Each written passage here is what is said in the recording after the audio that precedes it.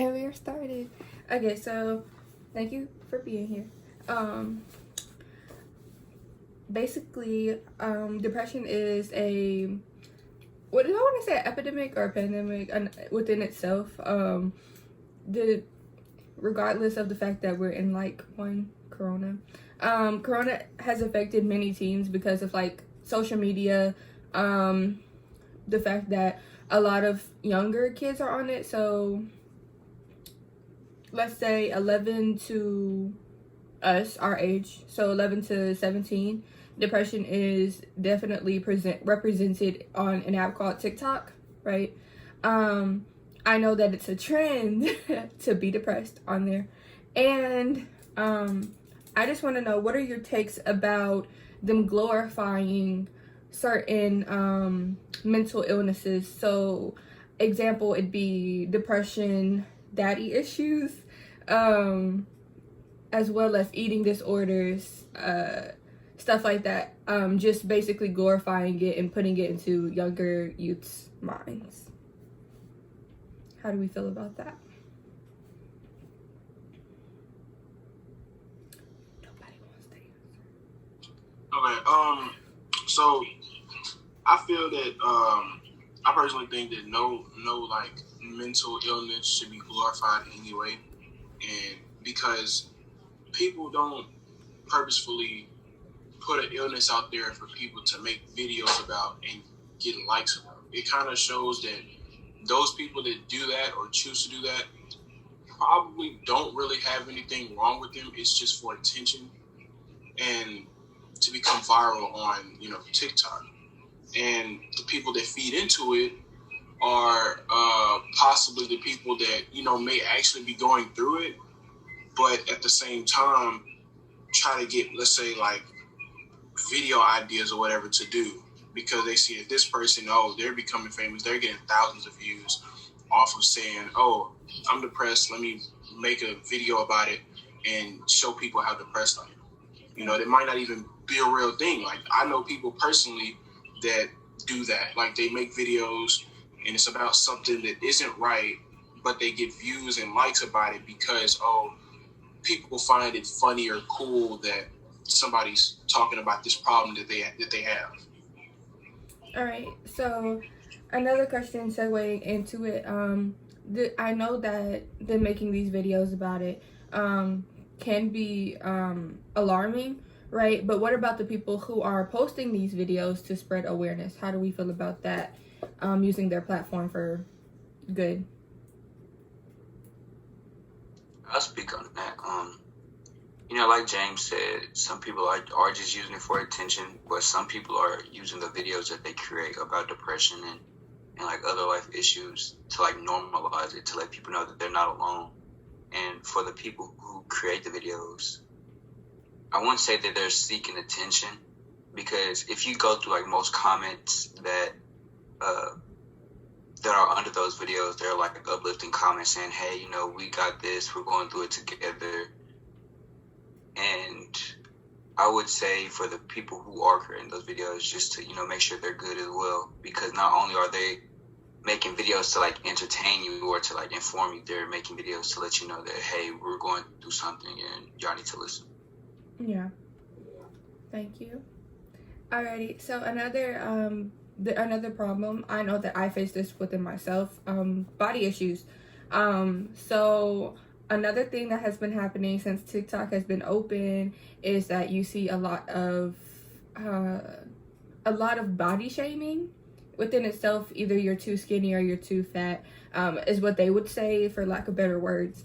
How do you feel about that community? Do you feel that's toxic, or do you feel like it's how do you feel about that community as overall? I definitely feel like it's toxic, and I also feel like a lot of the people who have insecurities like that get it from social media, whether it be from TikTok, Instagram, like whatever social media platform it is that, it's like, and then I also feel like, it's like really toxic too, because they bring other people down to make themselves also feel better on TikTok.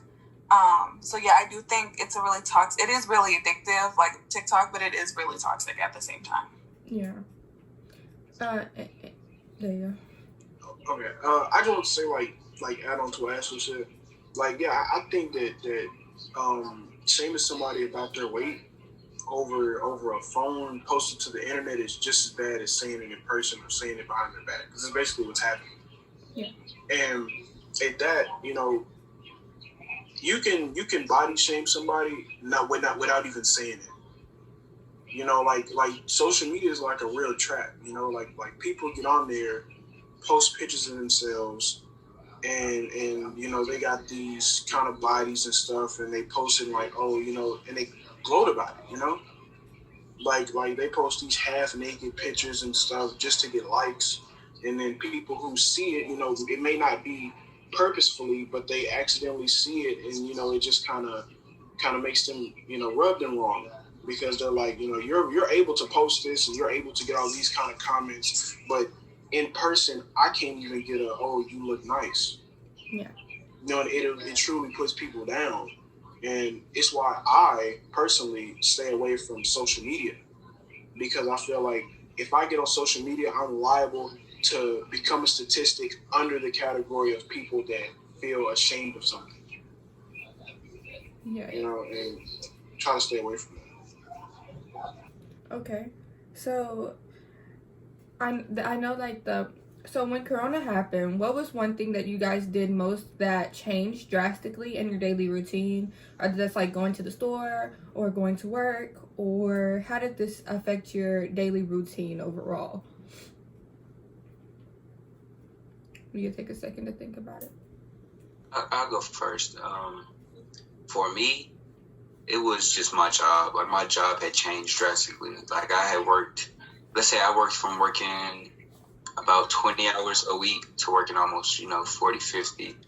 And at the time, like just to say so, like I would say the main breadwinner of my house during like March and May, because my mother had lost her job, my father had lost his job, my brother had also lost his job. So they had got their stimulus, and they was at home, chilling.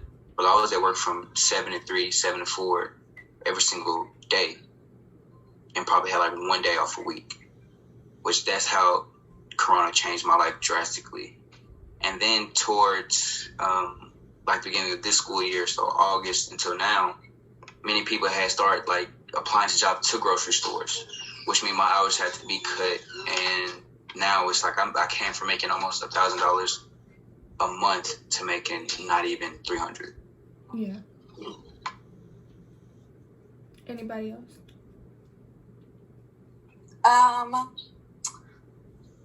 So yeah, mine changed as well, but mine was a little bit different.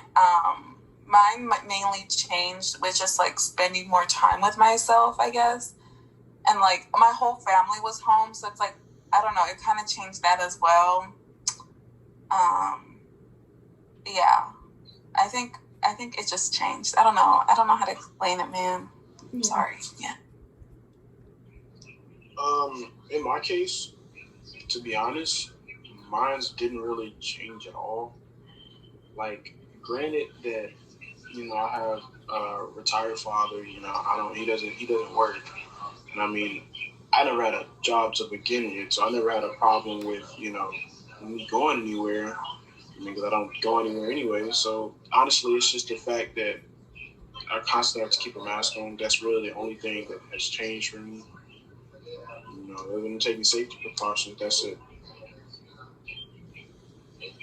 Alrighty. Leora, do you have anything to say, or do you want to skip? Mine really didn't change. I just am forced to, sit at home more often now than usual. So, yeah.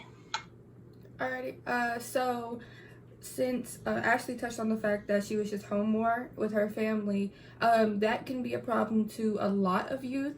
I know a lot of people went to school or to work or out of the house just to get away from their families. Has that affected any of you guys negatively or positively, having to be around your family more or less?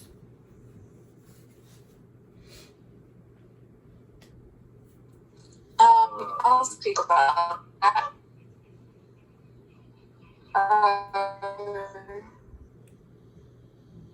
The you want to go, James? You're lagging. Yeah. Oh, okay. So mine did change in the fact that I feel like me and my family got closer during this time.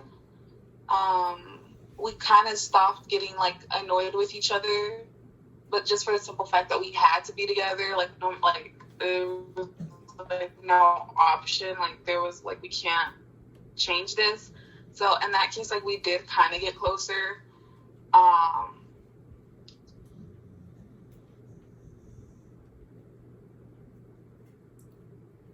Okay. You done? I have people yelling in my background. I'm sorry. That's okay. But yeah. Okay. So I mean, it had a neutral effect on me. Because it was just more so of me being in my room. You know, I still went in and interacted with my father. There really wasn't any problems. You know, it's just I mean, I guess I'm here.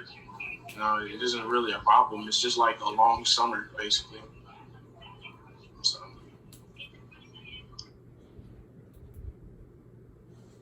Anybody else want to say anything, or can we move on?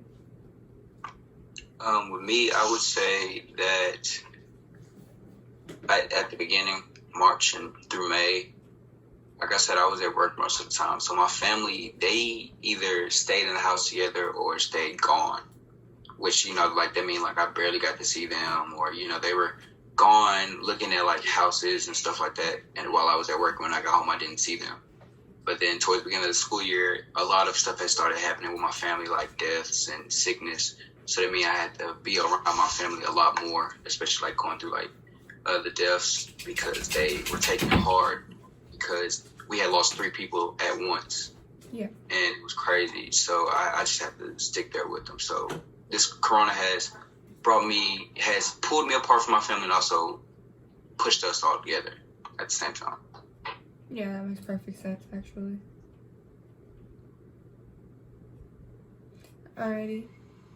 It definitely distanced me and my family. Like, we went from being really close because we didn't see each other every day, so we tried to spend as much time, to we spent too much time together, so we got real annoyed with the, like, yeah, it pushed us apart.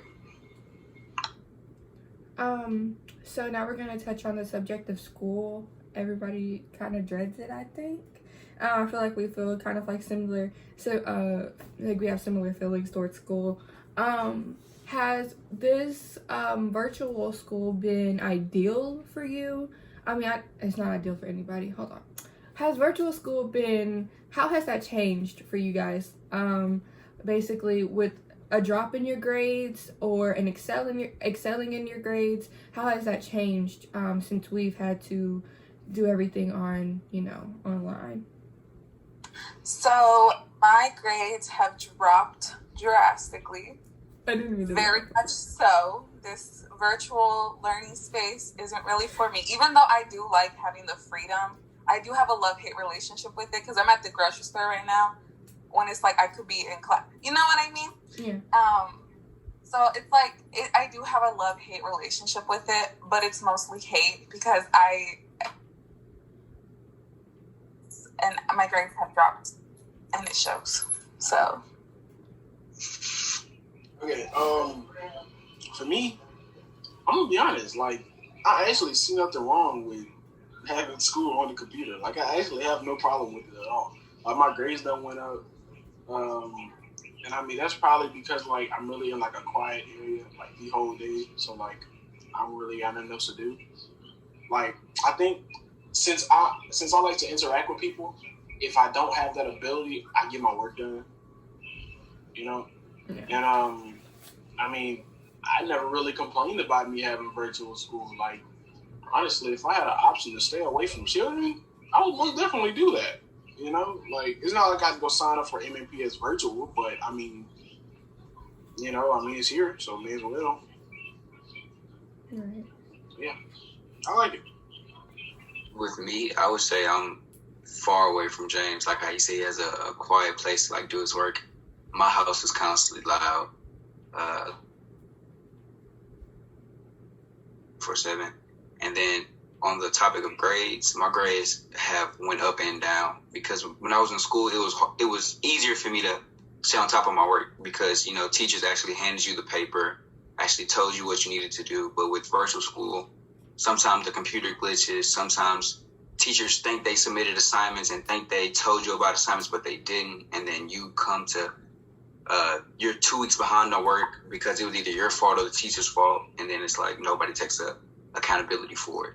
Yeah. And it just messes you up and it brings you down. And it's like you just lose motivation altogether.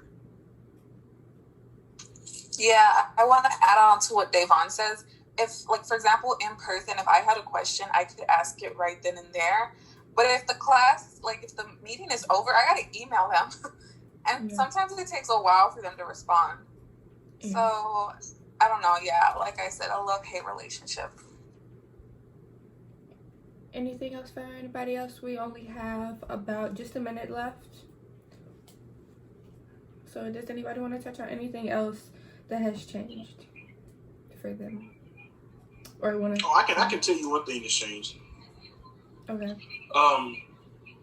During this like whole thing, my communication with other people has went down incredibly. Like, it's like I just went completely antisocial. Like, I just stopped talking to everybody. Yeah. Like, I don't know why, but I just kind of stopped speaking to people. Like, I don't know if it's because I haven't been able to go out anywhere, so like I kind of don't have a reason to speak to people. But it has to be something. Like, I just stopped talking to everybody. Yeah. But yeah, I don't know why. And then I also wanted to say something real quick. One thing that has really changed for me is like me focusing on myself more, because when we were in school or when we were in person, I used to, you know, just focus on everybody else, making sure they were good.